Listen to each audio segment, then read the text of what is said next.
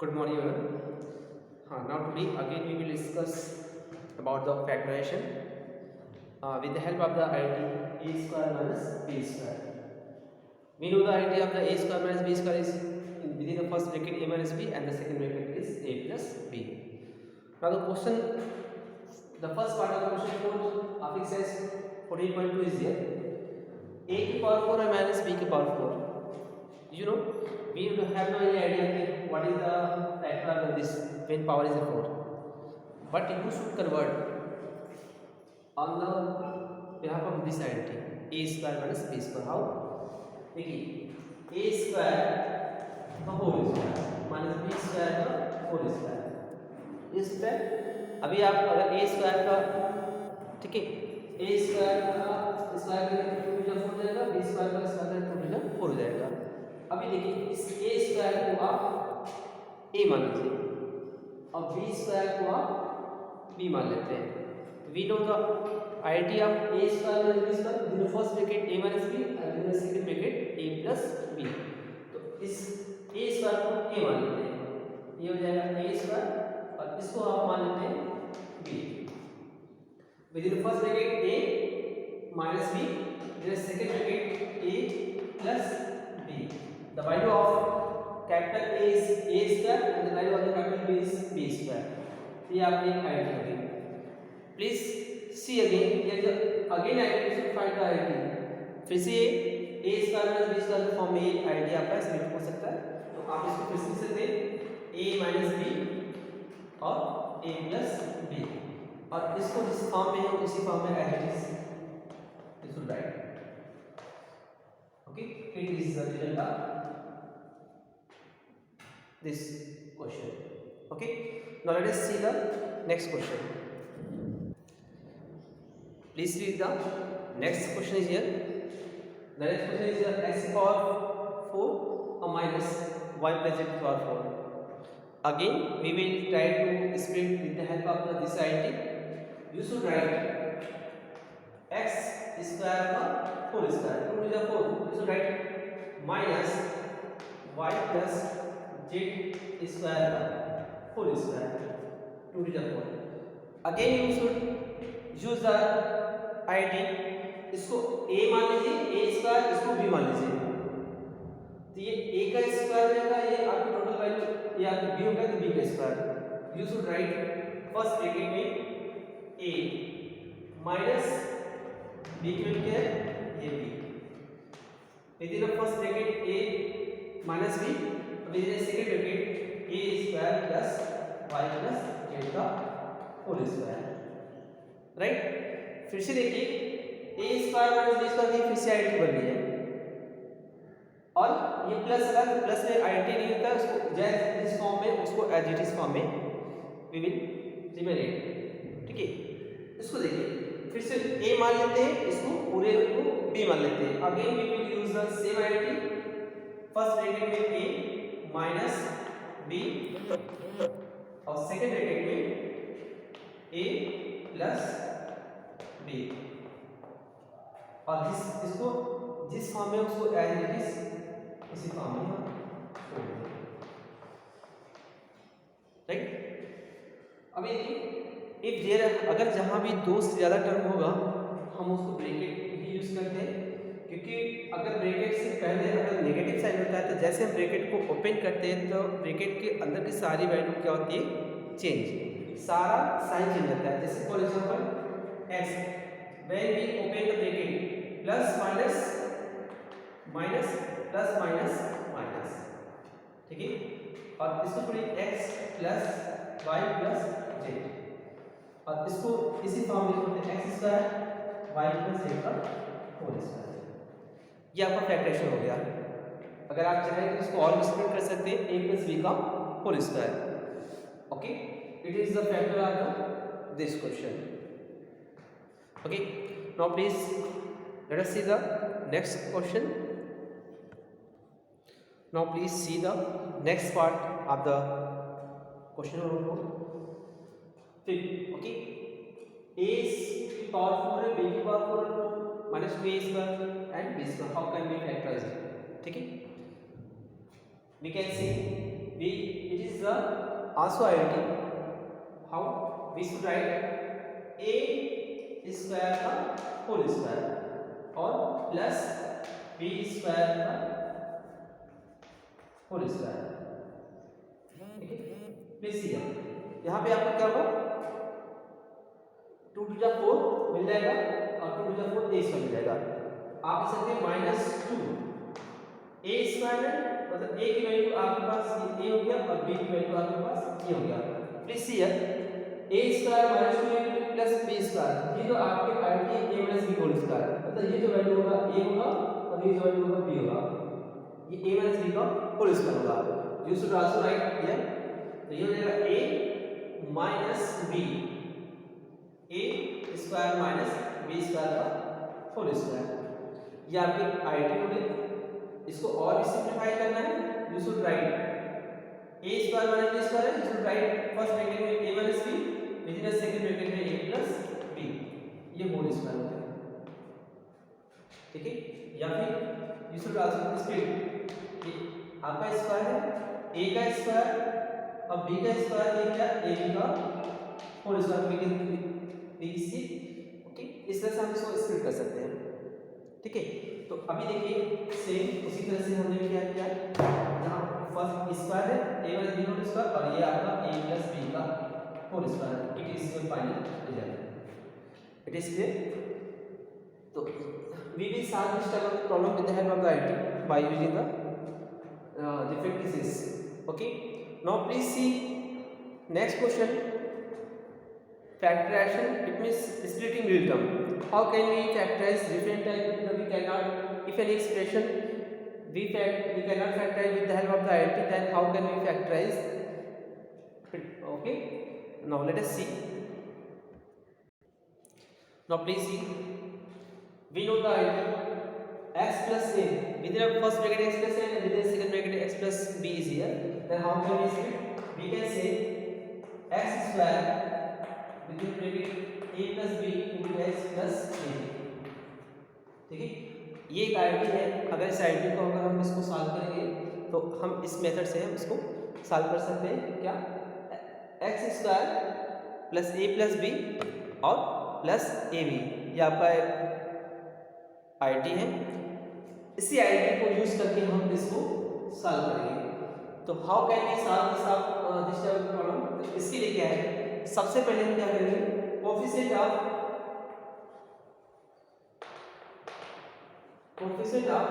p square, the we should multiply coefficient of p square को multiply करते हैं constant के साथ.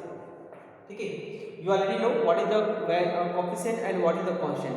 कोएफिशिएंट एनी नंबर या फिर any numerical value which are multiply with any variable is known as the coefficient, and constant any number which are free from any variable. कोई number जो जिसके साथ कोई अगर वेरिएबल ना लगा हो तो that number is known as a constant. If coefficient of p square, the value of p square, इधर अगर किसी भी वेरिएबल के साथ अगर कोई नंबर नहीं है तो बाय डिफॉल्ट वहां पे हम 1 as a we will consider as a 1 is the coefficient. तो उस केस में हम 1 को एज ए कोएफिशिएंट लेते हैं. तो कोएफिशिएंट ऑफ p स्क्वायर का 1. अब कांस्टेंट टर्म क्या है, कांस्टेंट टर्म आपके साथ 8 है, तो into 8 first multiply 1 into 8 you will get 8. Okay, positive 8 आ गया. अब this number after multiplication you will get a result. Now next step we will factorize with the help of the prime factorization. हम इसको ऐसे लेते हैं prime factorisation की वजह से. ये 2 4 जा 2 2 जा 2 1 जा. ठीक है, तो हमने 8 को फैक्टराइज कर दिया, तो इसका 8 का फैक्टर क्या होगा 2 into 2 into 2. ओके, तो ये आपका 8 का फैक्टर लग गया. अब क्या करेंगे, नेक्स्ट क्या है, अब इस फैक्टर में से दो नंबर हम ऐसा सिलेक्ट करते हैं कि उन नंबरों को मल्टीप्लाई करने पर आपको 8 मिल जाए. अब उन दो नंबरों को ऐड करें या फिर सब्ट्रैक्ट करें तो हमको कोएफिशिएंट ऑफ p मिल जाए. ओके, अभी देखिए वी शुड राइट, हम लिख सकते हैं 2 into 4, 2 to the 4 जाएगा 8, 4 to the 8, मल्टीप्लाई करके 8 आ गया। अब 4 प्लस 2 को हम अगर ऐड करेंगे we will get 6, right. 4 plus 2 को अगर हम ऐड करते हैं देखते हैं हमको मिल जाएगा इसका कोएफिशिएंट ऑफ x। तो इट इज क्लियर। तो आपको 3 स्टेप रखना है। पहले क्या कोएफिशिएंट ऑफ p का कांस्टेंट मल्टीप्लाई करते हैं, जो चीज आता है उसका हम प्राइम फैक्टर से स्प्लिट करते हैं।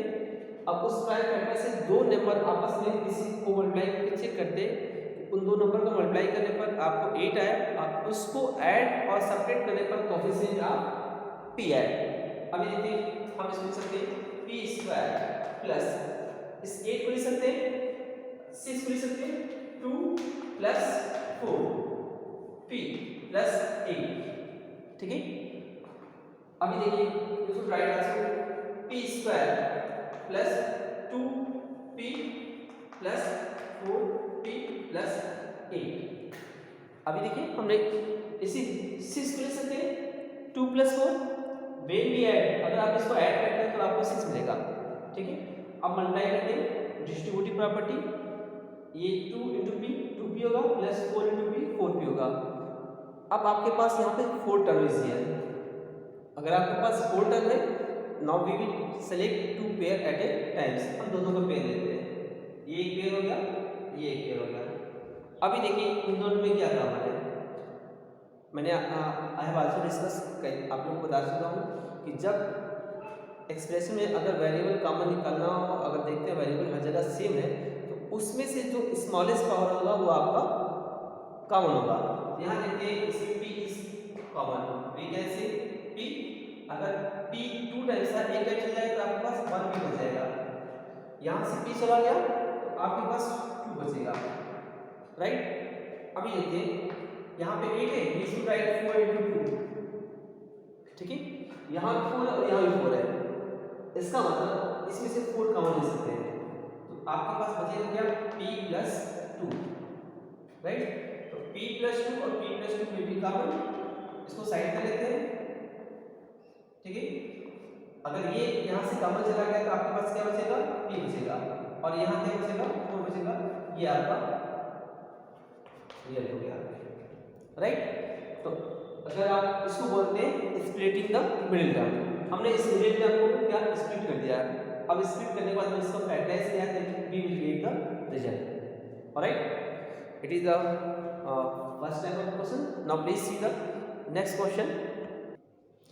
देखिए सेकंड क्वेश्चन इसी यहाँ पे सेकंड क्वेश्चन है q square minus 10q plus का 21। Again we will split with the help of the prime factorisation method, ठीक है। इसमें मिडिल टर्म से सो इसको क्या करना है फैक्टराइज करके मिडिल टर्म से इसको फैक्टराइज करना। फिर से देखिए फिर से क्या करेंगे स्टार्टिंग से कोएफिशिएंट ऑफ q स्क्वायर, इसकी वैल्यू पूछिए हम coefficient of q square value क्या होगा 1 into constant term is 21, when we multiply we will get 21। अब क्या करेंगे नेक्स्ट स्टेप, इस 21 का हम क्या करेंगे एलसीएम निकालेंगे, वेरी गुड। 21 का 3 into 7 और 7 into 1, तो we हम 21 लिख सकते हैं 3 into 7, राइट। 3 7 जा 21 और 3 प्लस 2 को हम ऐड करते हैं तो आपके पास 10 आएगा। ओके देखिए this should write q square minus step लिख सकते हैं 3 प्लस 7 q प्लस 21। आप यू शुड राइट 3 प्लस 7 लिखिए या फिर 7 प्लस 3 लिखिए, डोंट बी कंफ्यूज ना, हर तरह से रिजल्ट आपका सेम ही आएगा। अभी देखते हैं q स्क्वायर मल्टीप्लाई करते हैं प्लस माइनस 3 और इस q का मल्टीप्लाई करेंगे इसके साथ, इसको बोलते हैं डिस्ट्रीब्यूटिव प्रॉपर्टी, ठीक है। प्लस माइनस और 7 into q प्लस का 21, ओके। अभी देखते हैं यहाँ पे आपके पास 4 टर्म इज हियर, 4 टर्म है, इस 4 टर्म में से दो टर्म हम क्या करेंगे पेयर लेंगे। अभी देखिए इसको एक लेते हैं इसको लेते हैं, राइट। अभी देखिए इसमें से क्या कॉमन आपको दिख रहा है जो हर जगह सेम है, यहाँ q स्क्वायर है और यहाँ भी आपके पास क्या है q है, इसका मतलब q आपको कॉमन मिलेगा, ठीक है। q कॉमन मिलेगा तो उस q में हम देखते हैं कि सबसे स्मॉलेस्ट पावर q की क्या है, q का स्मॉलेस्ट पावर क्या है 1 है। अगर यहाँ पे 2 टाइम्स था, 1 टाइम्स चलेगा तो 1 टाइम्स बचेगा, ये क्यों चला गया तो बचेगा आपके पास -3। ओके, अभी देखते हैं अगर मैं 21 लिख सकते हैं, 73 और 7 इस टर्म में देखते हैं क्या काम मिला है, आपके पास 7 कॉमन होगा। अगर मैं 7 कॉमन निकालता हूँ, अभी यहाँ मैंने साइन नहीं लिखा है क्योंकि आगे का हूँ, ठीक है। अगर मैं यहाँ 7 कॉमन निकालता हूँ तो बचेगा -3 प्लस का 3, फॉर एग्जाम्पल अगर प्लस मान लेते हैं ना, लेकिन देखिए फर्स्ट ब्रैकेट में यहाँ पे 3 नेगेटिव है लेकिन यहाँ 3 पॉजिटिव है, यहाँ q नेगेटिव पॉजिटिव और q नेगेटिव है, इसका मतलब सेकंड ब्रैकेट की वैल्यू और फर्स्ट ब्रैकेट की वैल्यू सेम नहीं है। तो हम कैसे से करेंगे, जब यहाँ पे q नेगेटिव है तो हम इसमें से माइनस साइन का कॉमन निकालेंगे। तो अब हम माइनस साइन जब कॉमन निकालते हैं तो अंदर का साइन चेंज, जब हम किसी ब्रैकेट से अंदर अगर साइन कॉमन निकालते हैं तो अंदर का टोटल वैल्यू चेंज, यहाँ प्लस और ये आपका माइनस, ठीक है। आप प्लस लिखो या ना लिखो, तो अभी देखिए q -3 हो गया, q -3 दोनों जगह सेम है, आप इसको कॉमन निकाल लीजिए, q -3 बचेगा क्या, q -3 बाहर चला गया, बचेगा q और यहाँ बचेगा 7, ये चला गया बचेगा 7, ये आपका फाइनल रिजल्ट हो गया। It is clear. तो इस तरह से हम फैक्टराइज करेंगे, तो हम क्या इस तरह को हम फैक्टराइज कर पाएंगे with the help of the splitting middle term. Okay, एक क्वेश्चन और देख लेते हैं, ठीक है, लास्ट क्वेश्चन, फिर से एक क्वेश्चन देख लीजिए, p² प्लस का 6p माइनस का 16, okay, same with the help of the splitting middle term. Coefficient of p², यहाँ पे कोई नंबर नहीं है तो y डिवाइड वहाँ पे 1 आर्बिट्रेरी। अब कांस्टेंट क्या है, यहाँ देखिए -16 है, हर जगह तो प्लस है लेकिन -16 तो यू शुड आल्सो राइट -16, तो 16 - 16 प्लस माइनस माइनस, इसका मतलब हमको दो नंबर ऐसा लेना है कि मल्टीप्लाई करने पर -16 है और उनको ऐड करें तो आपको +6 है। हाउ, पहले +16 का ऐसे निकालते हैं, यहाँ माइनस नंबर यहाँ पे चाहे नेगेटिव आए चाहे पॉजिटिव आए, आप हमेशा पॉजिटिव नंबर का पहले क्या करेगा ऐसे निकालते हैं ना, स्प्लिट करते हैं, 8 2 हो जाए 8 2 4 2 2 2 1, तो आप इसमें सकते हैं 2 2 into 2 into 2 into 2 is 4 times here, हमको 2 टाइम चाहिए ऐसा, इसी नंबर में से आपस में मल्टीप्लाई कर लीजिए और 2 टर्म लीजिए बस, जिसका मल्टीप्लाई करने पर आपको 16 आए, आप उनको ऐड और सेपरेट करने पर आपके पास प्लस का 6 है। अगर मैं इसको ऐसे करूँ 2 2 या 4 4 2 या 8 into 16, ओके, 8 2 या 16 हो जाएगा, ठीक है, तो 8 2 या आपके पास 16 होगा, राइट, लेकिन आपके पास यहाँ माइनस था तो आपको माइनस हटाना है, after multiplication you will get here minus, negative sign is here, you should also use the negative sign in one of them, आपको यहाँ पे नेगेटिव साइन यूज करना है। अभी देखिए इसका मतलब दोनों में से कोई एक नेगेटिव होगा, चाहे 2 नेगेटिव हो चाहे 8 नेगेटिव हो, क्योंकि प्लस माइनस करेंगे तो माइनस आएगा, 8 + 16 होगी। अब देखते हैं before using the negative sign you should check here coefficient of p, p की वैल्यू इधर पॉजिटिव है, अगर यहाँ p की वैल्यू पॉजिटिव है इसका मतलब इन दोनों में से बड़ी वैल्यू आपके पास पॉजिटिव रखना पड़ेगा, ठीक है, और छोटी को नेगेटिव कर देते हैं, तो हम -2 कर देते हैं। अभी देखिए p² हो गया प्लस आप लिख सकते हैं -2 प्लस का 8p प्लस 16 सॉरी -16, ठीक है। अभी देखिए अगर 8 में से 2 जाएगा 6 बच जाएगा और ये -16 है तो 6 हो गया। अब इसको स्प्लिट करते हैं, प्लस माइनस -2 और ये p plus plus plus 8p minus का 16, again here is 4 term, we will select 2 terms at a times, यहाँ पे 2 टर्म्स ये हो गया और ये 2 टर्म्स ये हो गया। अभी देखिए इन दोनों में क्या कॉमन है, इन दोनों में आपके पास p कॉमन है और यहाँ पे जब p कॉमन हो जाएगा तो यहाँ पे आपके पास 1p बचेगा और यहाँ पे आपके पास -2 बचेगा, ऑलराइट।